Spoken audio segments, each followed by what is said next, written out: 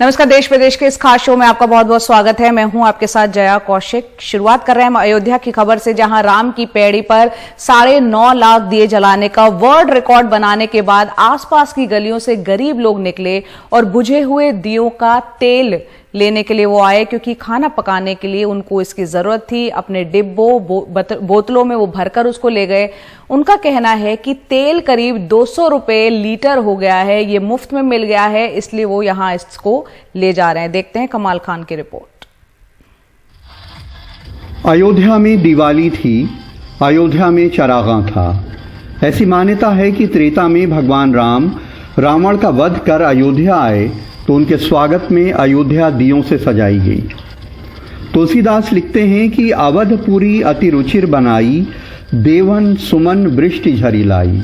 यानी अवधपुरी बहुत सुंदर सजाई गई और देवताओं ने पुष्प वर्षा की झड़ी लगा दी। और ये भी कहते हैं कि बहुतक चढ़ी अटारिन निरखही गगन विमान, देख सुमधुर सुर हर्षित करहि सुमंगल गान। यानी तमाम स्त्रियां छत पे चढ़ के आसमान में पुष्पक विमान देखने लगी और देख के खुश होके मंगल गीत गाती हैं। अयोध्या में सरयू नदी के किनारे ये राम की पैड़ी है, जहां 9 लाख दिए एक साथ जलाए जा रहे हैं। सरयू की पैड़ी के 12 घाट हैं। 12,000 वॉलंटियर्स ने इन 12 घाटों के ऊपर ये दिए जलाए हैं। एक खूबसूरत एहसास है, मानो बहता हुआ कोई सोना पिघलता हुआ इन घाटों के ऊपर बहता हुआ चला जा रहा है। कहीं कहीं बीच में वॉलंटियर्स हैं जिसमें थोड़े काले धब्बे नज़र आते हैं। अगर वॉलंटियर्स हट जाएं तो ये लगेगा कि राम की पैड़ी पे दूर दूर तक कोई एक सोना पिघलता हुआ बहता हुआ चला जा रहा है।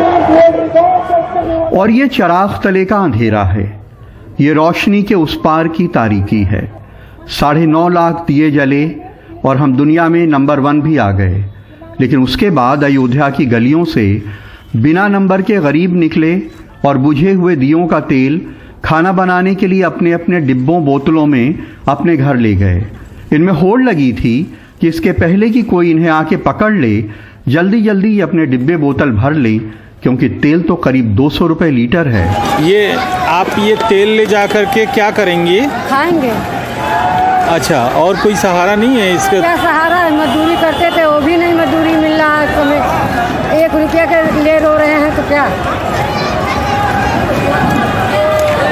क्या है हम लोग के बाद? ये मदद कमा लेते थे, मेहनत मजदूरी तो मिल जाता था, तो वो नहीं मिल रहा है। तो क्या लगता है कि तेल बहुत महंगा हो गया है क्या? 200 रुपये लीटर तेल बिक रहा है। इतनी महंगाई में क्या करेंगे? ये आपका क्या नाम है भैया? अभी ये तेल बटोर के आप ले जा रहे हैं, तो इसको क्या करेंगे? खाने के लिए इतनी महंगाई में क्या करेंगे? अच्छा, तो इसको कैसे खाएंगे फिर आप? इसको पहले गरमा के इसका सारा तत्व निकल जाएगा, फिर साफ हो जाएगा, फिर छान के निकाल लेंगे। कहते हैं कि अंधेरे के बाद रोशनी ज़रूर आती है, लेकिन ये रोशनी के बाद का अंधेरा है। उम्मीद है कि इस अंधेरे के बाद फिर रोशनी आएगी। अयोध्या में प्रमोद श्रीवास्तव और राजेश गुप्ता के साथ कमाल खान, NDTV इंडिया। और अब बात करते हैं बिहार की, जहां जहरीली शराब का कहर जारी है। राज्य के 2 जिलों में 25 से ज्यादा लोगों की मौत हो गई है। मुख्यमंत्री नीतीश कुमार ने कहा है कि वो अब छठ के बाद इस पर समीक्षा बैठक करेंगे। देखते हैं रिपोर्ट। गोपालगंज के सरकारी अस्पताल में ज्यादातर मरीजों की हालत नाजुक है। कई लोगों की आंख की रोशनी जहरीली शराब पीने से चली गई।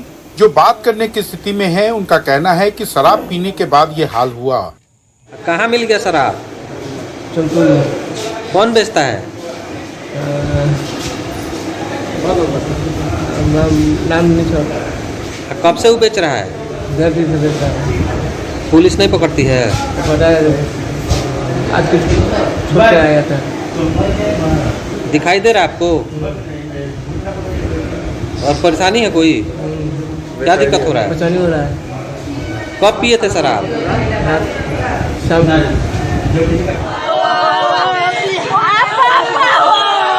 सभी मृतक और भर्ती मरीज एक गांव के हैं। यहाँ छापामारी में भारी मात्रा में शराब भी बरामद हुई है। कई स्थानीय लोगों को गिरफ्तार भी किया गया है। गोपालगंज में ऐसी घटना रुकने का नाम नहीं ले रही और प्रशासन का कहना है कि पंचायत चुनाव में वोटरों को प्रभावित करने के लिए शराब बांटी जा रही है। ये लुक्का छिपी का खेल चल रहा है। मेरी सरकार कटिबद्ध है। जो लोग गलत कर रहे हैं वो कभी बख्शे नहीं जाएंगे। और गोपालगंज जिला में अनवरत इस तरह की घटनाएं घट रही है। मुझे तो लगता है कि एक कुछ तरह जांच बैठा करके इसके पीछे मुझे लगता है कि कहीं साजिश और षड्यंत्र तो नहीं चली जा रही है। लेकिन विपक्ष के नेता तेजस्वी यादव ने ट्वीट कर कहा कि मुख्यमंत्री पीने वालों पर कार्रवाई करते हैं, तस्करों पर नहीं। जहरीले शराब के बारे में कह देते हैं कि देख लीजिए कि क्या स्थिति। हम बार बार कह देते हैं कि अगर गलत चीज को ग्रहण करिएगा तो ये नौबत आएगी। किस तरह से शराब लोग बना करके और कैसा गंदे तरीके से काम कर रहा है कि लोग चले जा रहे हैं। तो इस पर और जो कार्रवाई है कानून के मुताबिक वो तो कार्रवाई ऐसे लोगों पर होती है और होगी, लेकिन फिर भी एक पुनः जबरदस्त रूप से अभियान की आवश्यकता है।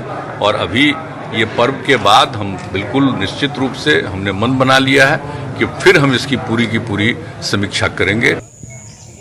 वैसे नीतीश कुमार को भी एहसास है कि नकली शराब के धंधे की समानांतर अर्थव्यवस्था में अपराधियों के साथ उनके पुलिस महकमे के लोग भी हिस्सेदार हैं। इसलिए इससे पार पाने की चुनौती काफी बड़ी है। गोपालगंज से सुनील तिवारी के साथ, पटना से कैमरामैन हबीब अली के साथ मनीष कुमार, एनडीटीवी इंडिया के लिए। और अब आपको लिए चलते हैं मध्य प्रदेश, जहां किसी भी आंदोलन या प्रदर्शन के दौरान आम जनता को नुकसान ना हो, इसके लिए राज्य में कानून बनने जा रहा है और इसके लिए एक बड़ी प्रशासनिक टीम बनाई जाएगी। विरोध प्रदर्शन के दौरान अगर किसी सरकारी या निजी अचल और चल संपत्ति को नुकसान पहुंचाया गया तो प्रदर्शनकारियों से ही उसकी रकम वसूली जाएगी। देखते हैं रिपोर्ट।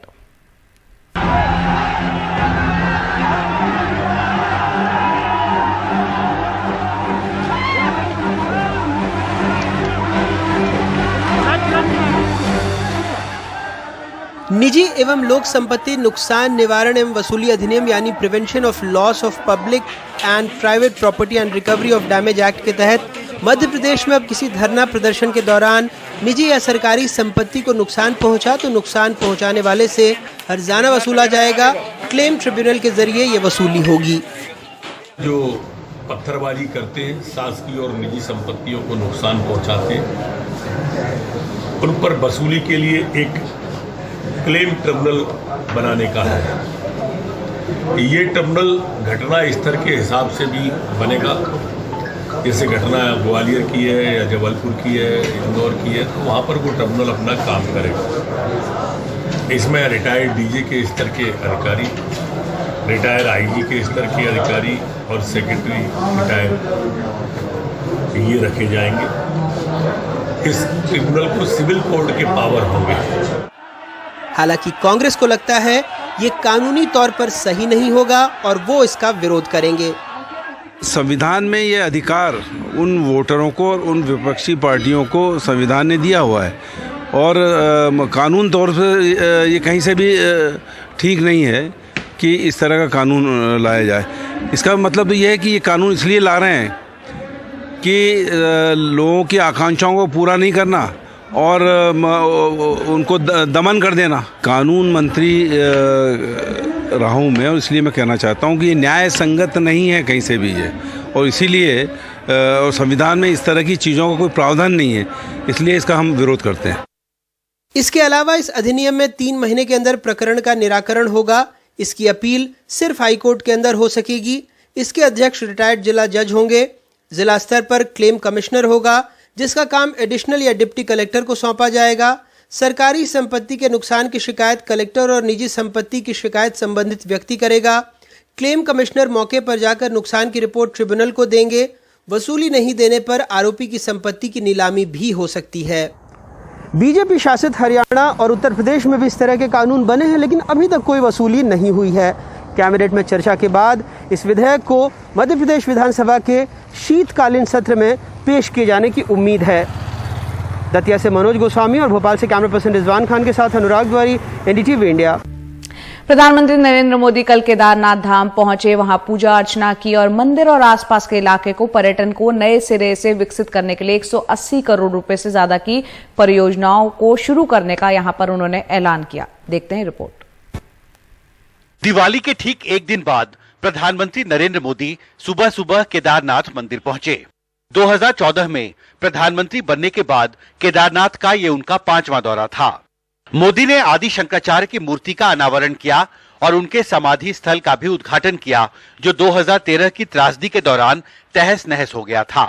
लेकिन आध्यात्म के साथ पर्यटन का भी प्रधानमंत्री को ध्यान था। आने वाले दिनों में वहां केबल कार भी चलेगी। 4 धाम सड़क परियोजना पर तेजी से काम हो रहा है। चारों धाम हाईवे से जुड़ रहे हैं। भविष्य में यहां केदारनाथ जी तक श्रद्धालु केवल कार के जरिए आ सके, इससे जुड़ी प्रक्रिया भी शुरू हो गई है। यहां पास में हो पवित्र हेमकुंड साहब जी हैं।